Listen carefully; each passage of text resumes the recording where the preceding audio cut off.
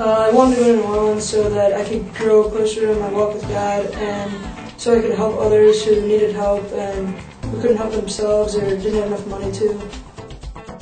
We all came closer as friends, and it was just fun to take down the houses and help the people who needed it, and also picking up the yards and knowing that we're saving people hundreds of dollars, because every day they had to pay $100 if their yard was not cleaned up, and we just helped them so much out there.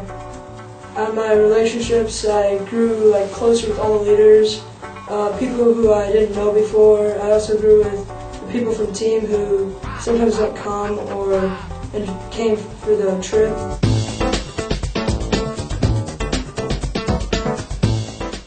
I think the most important thing that I got out of New Orleans was the friendships. How we were able to work together all the time throughout New Orleans while we were working on the houses. Always figured out how to work together. I think the memories that woman was able to tell us, the different stories that she was able to say just by a little coin that I had found when we were gutting her garage. And she was able to tell these different stories that had happened 40, 50 years ago, just for that one little coin. And she was able to share it with anybody who listened. All I know is that I would totally do it again.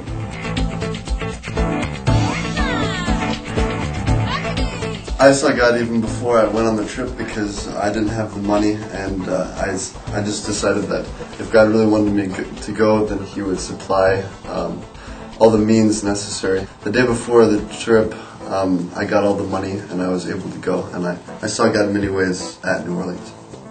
There was a guy from Rockford that came, and things were a little rocky at the beginning, but then after, you could just see the Holy Spirit got involved, and I was able to humble myself, and then we just grew closer as the week went on, and it was pretty sweet seeing God work that way.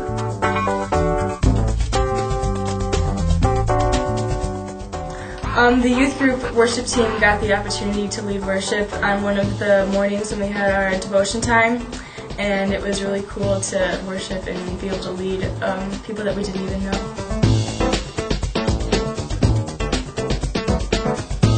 At our first work site, there was a man that lived next door to us, and his name was Tony, and he was really cynical, skeptical, and he did not believe in what we were doing at all, that we could have an impact on the home that we were demoing. And so after that day, we were all meeting, and we prayed for Tony that God would work in his life and change his heart a little bit. So the next day, we found out that God had answered our prayer when Tony came over and was working alongside of us with a little bit, and he had a smile on his face and a cross necklace around his neck. And we got to spend some time with him, and he was really a different person after that. After we had taken down this tent, we took a tour of the area that was the worst hit by the hurricane and the levee breaking, and it was phenomenal. You just cannot even imagine what it looks like even a year and a half after it was done. But what made it so unbelievable is that all of the places that were green, that had green grass, there was no homes, and they had all those homes that disappeared, and there was nobody there. The homes that were there, nobody had been in them for a year and a half, and everybody's possessions were just everywhere, soaked, all glued together because of the mold and mildew and the constant dampness. Well, the first house that I went to on Monday, when they evacuated they went to Texas for the storm. They only packed for a couple days because they didn't think it was going to be that big of a storm.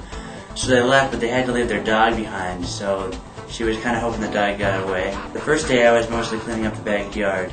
We were cutting down stuff, and Mrs. Green was over by the fence, and we found the skeleton of the remaining of what we thought was the dog.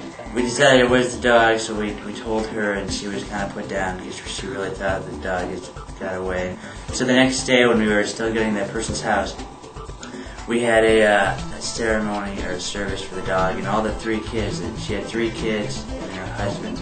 One of the kids, she wanted to put flowers on the well, I guess where we put the dog, and she was very scared to do that. So it was just very emotional for them. One of my greatest moments in New Orleans was definitely me and Josh and our group were doing yard work.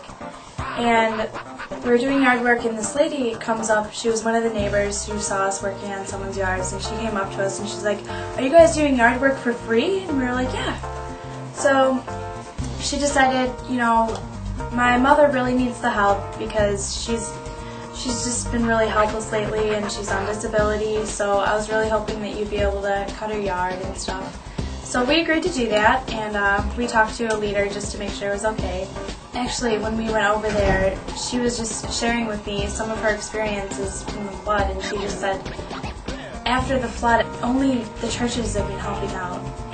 It's been only the churches that have really done anything for the whole place in New Orleans, and it was just really heartfelt to see the churches in work at New Orleans.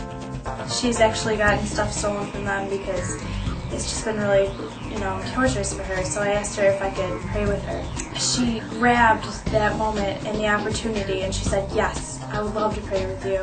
So I got to pray with her that moment just to, reflect on everything that's been going on there, that all the churches have a great influence on these people.